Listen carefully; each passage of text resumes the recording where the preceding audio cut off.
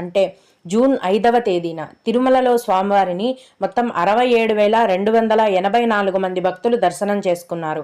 అందులో స్వామివారికి మొత్తం 31,268 మంది భక్తులు తలనీలాలను సమర్పించారండి.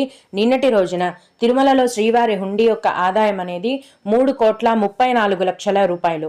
ఈరోజు కూడా ఎటువంటి దర్శనం టికెట్లు లేకుండా నేరుగా భక్తులను ఫ్రీ దర్శనానికైతే అనుమతిస్తున్నారు. టికెట్స్ లేకుండా ఇలాగా డైరెక్ట్గా వెళ్ళే ఫ్రీ దర్శనంకి 24 గంటల సమయం అనేది పడుతోంది. అంటే ఒక రోజు మొత్తం పడుతోందండి.